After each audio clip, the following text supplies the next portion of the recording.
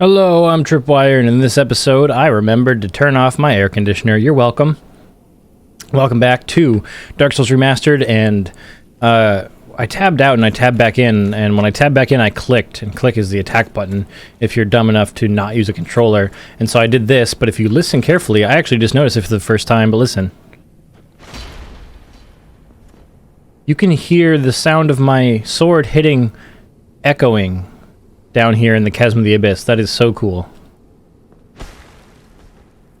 It actually echoes a few times. Dude. The attention to detail in these games is incredible, and I'm still learning. I just learned that for the first time. It doesn't matter if the characters' mouths don't move when they talk, when you get details like that to discover. So anyway, we're down here in the Chasm of the Abyss. This area is going to be a pain your first time through, probably. I'm glad that I went and rediscovered it recently, because otherwise I'd be flying blind here. I have somewhat of an idea of how it's laid out. Excuse me. Over to our left there we see a bunch more glowing red eyeballs. So I don't know if the glowing red eyeballed enemies signified they were stronger, or if it was just a precursor to these ones that lets you see them from afar. They also are very clearly guarding a treasure over there. There's another one.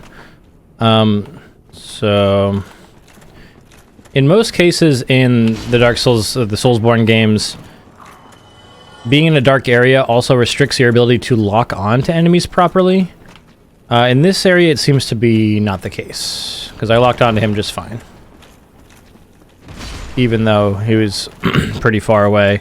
But in a lot of areas, in a lot of the FromSoft games, rather, in areas where it's dark, your ability to lock on is based on your ability to see stuff, light level and whatnot. So obviously that one over there is a sorcerer, and as we know, the sorcerers are dicks. Look how much that did to me, because I was in the middle of an attack animation, and again, I didn't have any stamina to dodge with, so I was just going to take that on the face. The only reason I risked that is because I knew I would... Dark Bead is, I think, the ultimate hex, if I'm not mistaken. I haven't played around with these myself, like I said. Dark Bead. Abyss sorcery discovered by an Ulasil sorcerer on the brink of madness by her success of dark orbs. In contrast to standard soul sorceries, Abyss sorceries are weighty and inflict physical damage. Perhaps a human soul is closer to matter in its humanity. And then I got Dark Fog and Dark Orb. Fire Giant Dark Orb. Says about the same thing. So the lore of how the hexes work differently from regular sorceries is interesting as well. Recommend. I don't know who has a video on that on their channel. I think it might be Vadi or probably at this point his lore through Epic Name Bro references it to some extent. He's the inspiration for this. I think I mentioned that when I first started doing the series. I don't know, but he's the inspiration for this. I've watched his series, which is called From the Dark, like 4 times all the way through. I love it. I just can't get enough of the Souls games. Marcus he just seems like a genuinely really nice guy. His love for the FromSoft games and the FromSoft style is palpable. When you watch his videos, you can feel the love he has for these games, the true passion he has. And like I may have mentioned or not, he co-wrote the official strategy guide for Bloodborne and I think Dark Souls 2. He's met Miyazaki. He is a game developer himself. He still streams on Twitch. Check him out. He's not so active on YouTube these days, but he's a streamer. And he inspired me to do this. He also helped me learn a ton when I was going through my first playthrough and give me tips and tricks along the way and get me interested in the lore of the world initially. And it's called From the Dark because in the opening cutscene, the voiceover woman says, "From the dark they came and found the souls of lords within the flame." So the series is called From the Dark. So check that shit out. Do it. Also, down here we get to see these humanity creatures. And these humanity creatures are these floaty things that are aggressive. They are hostile.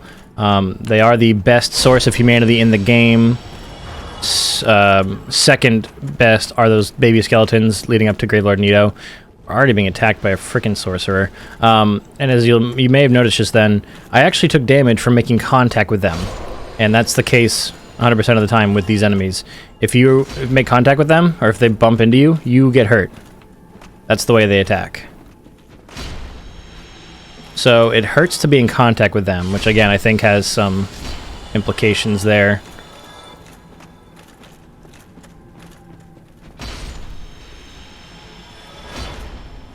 Actually, I think down there we can see... What was this? Is that just fog? I think it's just... God damn it. I'm gonna heal up just in case he gets an attack of opportunity on me. Okay, she missed anyway. Nope. She was about to do a different hex there. I guess she did do a different hex. I guess it hit over there. Interesting. You sneaky son of a bitch. You sneak... How did that not hit you? The sweep of the sword is crazy. But these enemies are... They are living humanities, and I don't really remember what their deal is story-wise, but they're pretty cool. You just gotta be careful of your healing ability, because just making contact with them hurts you. And if you have a better weapon than this, not better, but better for this scenario, it won't be such a big deal, but because this weapon swings so slowly, it gives them an opportunity to get close to me as I'm winding up, so... So then if we proceed downward, we see more prism stones telling us where to go, and another item up there that we cannot get to from here. This is a little bit reminiscent of the Tomb of the Giants, but you don't slide down it, you just walk down it. Down into the darkness we go. So honestly, I think Manus is my least favorite fight of the DLC, which is silly because it's actually an interesting encounter, and it's not like meaningless like the Sanctuary Guardian encounter, but I just don't like fighting him. And again, I apologize if I struggle with him, same way I struggle with the Sanctuary Guardian. So we're already down at the boss fog door. It doesn't take long to walk straight down if you know where to go. You just gotta follow the paths. There's a little side path over here. Leads to some more humanity guys.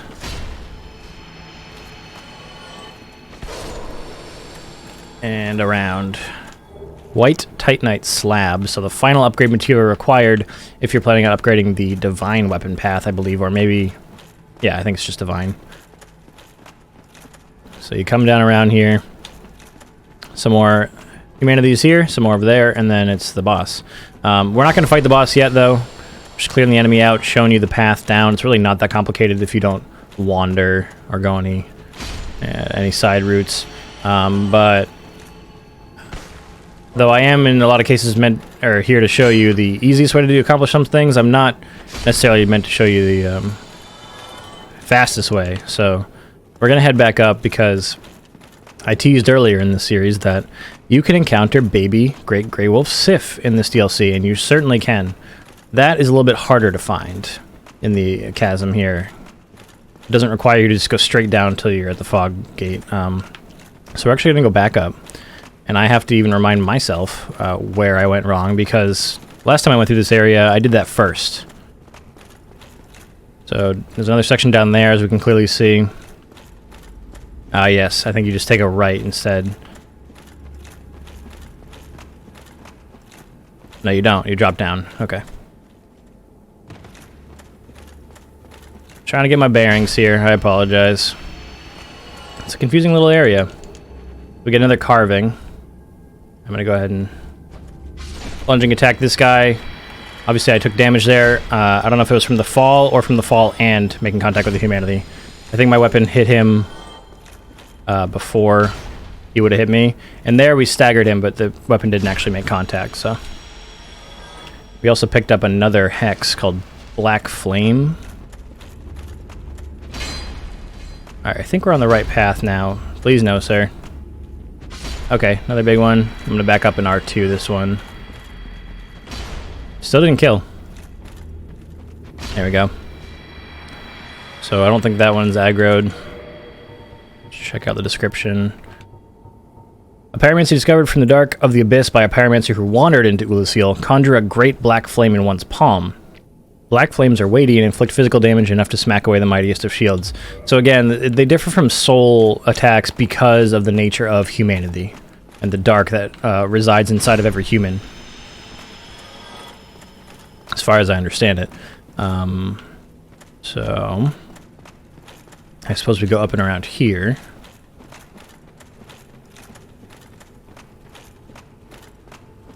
Alright, so here's where this path diverges. And I'm trying to remember where this brings us to, or like how we got here, because I wanted to show going this way instead.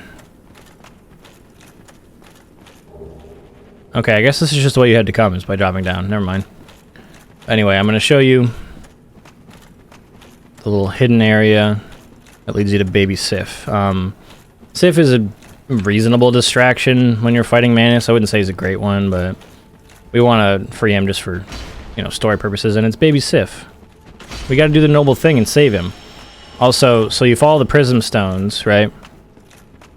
And that'll lead you to yet another shortcut right over here. But before we take that, I just want to make sure I'm not missing anything back here. Thought I saw something. Oh, okay, so this is where I messed up. This is Alvina. So this is what it is. I messed this up, but you're supposed to actually walk onto the ledge above us right here. So we saw this glow from above, right? And what happens is it's an illusory floor. So you walk on it, it disappears out from under you and makes you think, oh, I'm gonna die, and then you land here, and then you see the spirit of Alvina. Alvina being the leader of the Forest Hunter Covenant that preceded the fight with Great Grey Wolf Sif. So you follow her spirit that's appearing to you and leading you somewhere, because, oh, you're like, well, this is going to be important, right? And of course it is. So you follow her, and then she leads you here, and then she disappears. Okay, game. Swung right through his hitbox somehow. That didn't even hit the hitbox. I'm being bullshitted. You guys see it. Being bullshitted a little bit. There we go. So you come over here and you're like, oh, Alvina's gone. But this is not a real wall. So she actually was leading you to this illusory wall, and here is where Sif is under attack by these humanities. And he's got this protective seal placed around him. But it's up to us to kill the humanities to truly save him. As you can see, when they make contact with the shield, or the seal, rather, it makes that sound and nothing actually happens to him, luckily. Even floaty boys are affected by gravity. So now you can actually see Sif's wielding a sword in his mouth. Although he and the sword are much smaller than we are used to seeing him. What a good boy. And we get the Cleansing Great Shield.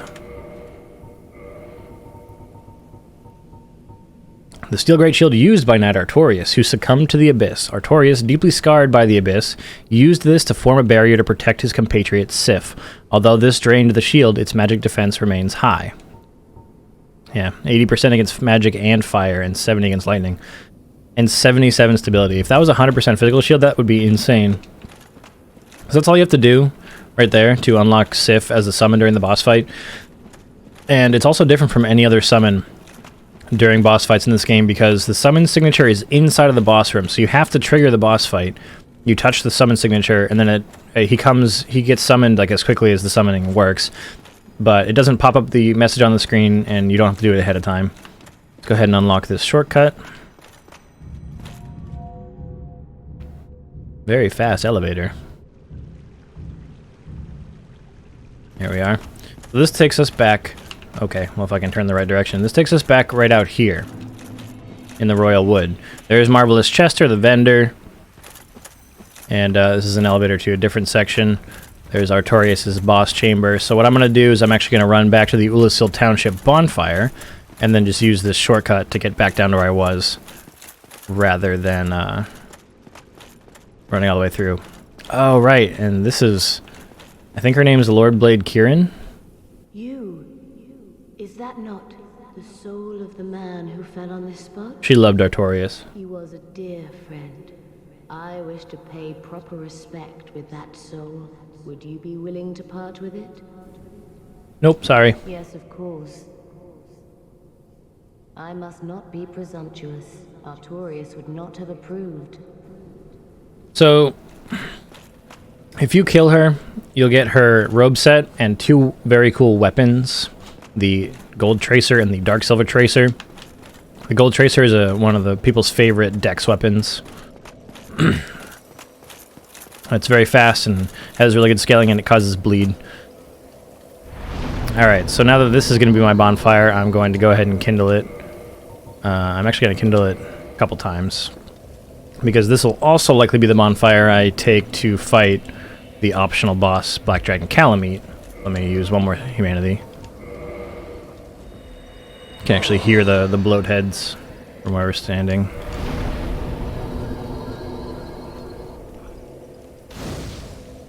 So you offer up your humanity to kindle the bonfire, and that also has story significance. If you watch lore videos, that'll definitely come into play. And there we are. Alright, let's head back down to the chasm. Before we do that, I am going to give her the Soul of Artorias, though. Because last time I did a playthrough of the DLC, I killed her, and this time I feel like being nice. What is it? Have you changed your mind? Yep, sure have. Thank you. You are very kind. Please take this. I no longer need it. Let me get the weapons anyway. May the Lord guide thee. We just don't get her armor set.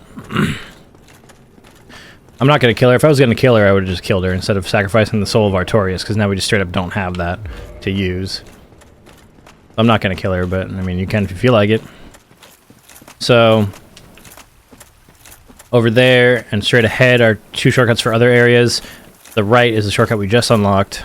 It's an item down here, and it also leads you to the path to encounter Black Dragon Calamite. Let's go ahead and head back down into the abyss. I'm also human now, so I can summon Sif during the fight. So Manus is tough because he has very powerful attacks. They will break your guard very easily, even with a high stability shield. So it's hard to block his attacks. And it's much more effective to learn when to dodge roll them. But he has some really obnoxious combos. Even when Sif is around, he's not super easily distracted by Sif, so he'll still come after you a lot of the time. Sif also doesn't really do very good damage. He's mostly a distraction. Sif's not great as far as summons go.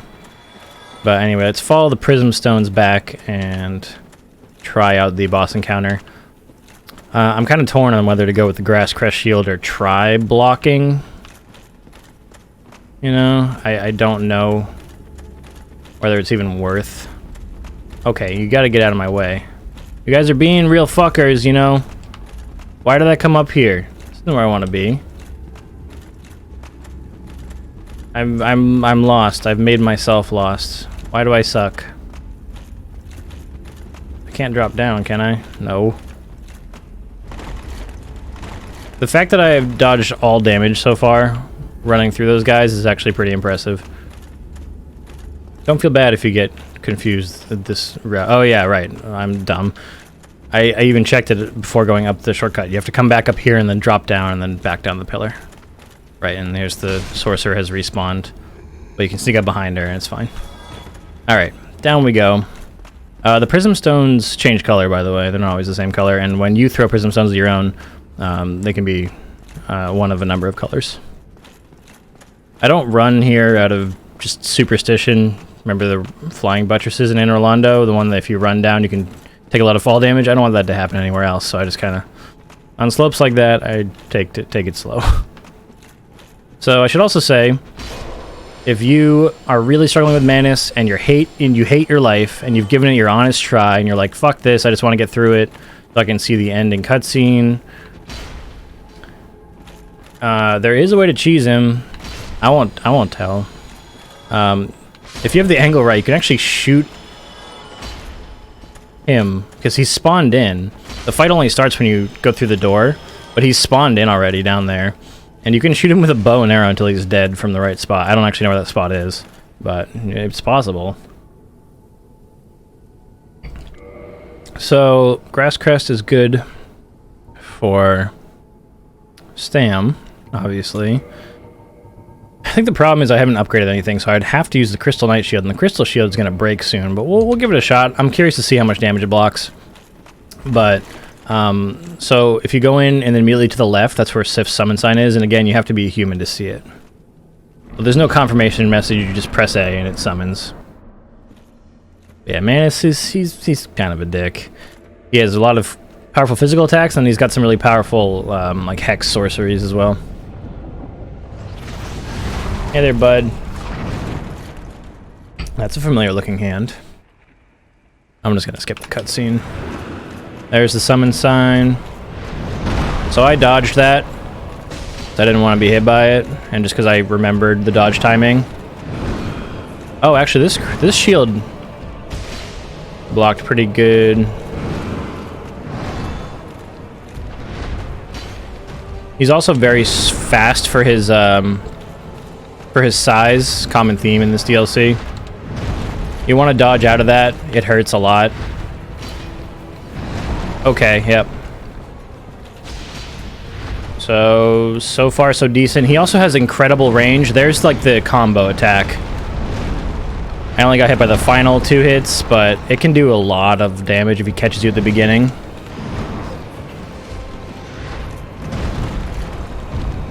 But wherever possible, you want to be dodging his shit, because he hurts a lot.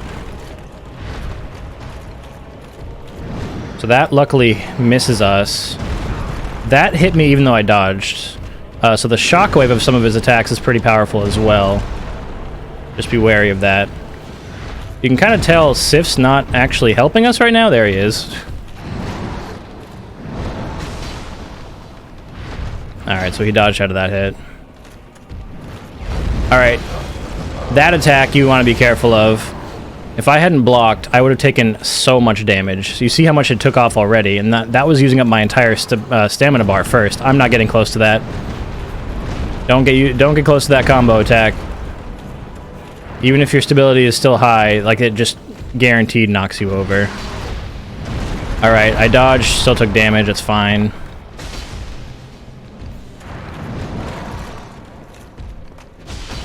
So again, a high stability shield can help you get through this fight without having to really learn his attacks super well. But it still pays to do so, because some of the attacks it's just better to dodge even if you could block it. I can't believe that missed. That's unfortunate. See, that chunked my shield really well. It's also possible that my shield could just break at any moment, given that it is the crystal shield, and we don't want that to happen. Man, I was really hoping I was going to hit with that follow-up attack. Nope. Yeah, see, he caught me with that attack, and now he's going to pound me. There you go. And not the fun kind. Uh-oh. Alright, luckily I dodged. So he has another magic attack that hurts a little bit less. Or it's a little bit easier to dodge, I should say. It doesn't really hurt less. Alright, I dodged the last second there. Didn't make it out. I think we're going to be okay, honestly. This has been alright. But the saving grace has been this shield. Like, holy shit, the crystal shield. The stability is so high. Alright, he's gonna dodge, so I didn't even bother with the follow-up. That hit me even though his arm landed like really far away from me. And he dodged backwards. Alright, we're gonna heal that because I'm getting nervous. I'm gonna die with him at 1 health, basically. There we are. I'm really glad that it went as smoothly as it did. So even with some excellent equipment that you saw made it so that other fights were trivial, he's not trivial. Manus is very strong. If you're planning on going pure dodging route, don't be wearing this armor. You want to be light rolling and learn his attacks. But with the right equipment, you can block. So here is Dusk. We saved her.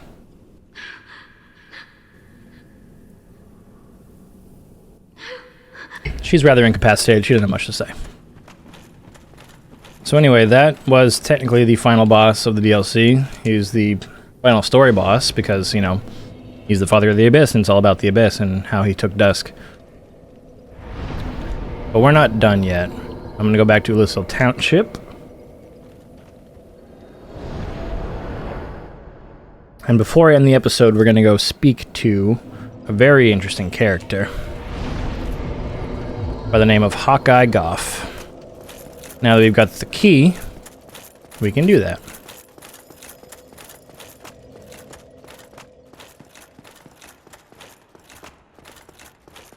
So we got to come all the way up these stairs, and there'll be a door with a ladder behind it.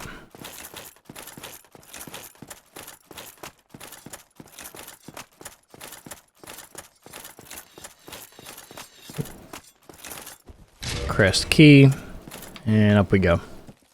So Goff sits alone in this tower. That's his bow, by the way. He's the one who carves these carvings we've been finding. A visitor, have we? Thou must be the one who freed Artorias. An old friend he was. Thanks to thee, he left this world with honor intact. And here I am, retired and blind. Of little help to thee, I'm afraid. That's where you're wrong, Goff. You're actually going to be of great help to us. So he's got a few things you can buy for very good prices. Normally the lowest Homer bones go is 500. You can buy his carvings, you can buy some upgrade materials, and you can buy great arrows. If thou seekest to explore this domain, be wary of a black dragon. I fear thee no match for this terrible beast. Farewell, human. Lead thy life as thou seest fit. So Goff is one of the most genuine NPCs in the game. There's nothing, there's no ill intent, nothing malevolent in Goff. And he's a sad character because he's locked up in this tower, and he says, I'm retired and blind. If you talk to him enough, he talks about how, I think he says, what good is a hound if there are no hares to hunt? And he's basically saying, what good am I if there are no dragons left to hunt? He helped in the fight against the everlasting dragons. He's Hawkeye Goff. He would snipe them out of the sky. And it's also speculated that he's not really blind. But if you pay attention to his helmet, you'll see that there is resin stuffed in the eye holes that prevents him from being able to see. And if you kill him, which you should not do because he's very nice, if you kill him, you'll get the armor set, and the helmet will confirm that. You can wear it, and you can see it. I think it's part of the description as well. So I think that he believes himself to be blind by whoever put him up there in the tower. But it's not clear who's doing that to him, or who did that to him. We'll go ahead and use the Soul of Manus. Why not? I don't remember, but I think I have to take a scripted death to Calamite in order to progress to the next part. Let's see. So for Calamite, you're going to want your gold pine resins because he is a dragon, and dragons are weak to lightning damage. There are no summons for Calamite. He is difficult. He also may take me a few tries. Before we get into that, though, I think we've got to call this an episode. It's pushing half an hour already. So I'm glad that this one went as smoothly as can be expected. Thank you so much for watching, and the next one will pick back up with me showing you where to encounter Calamite and how to handle it. Goodbye.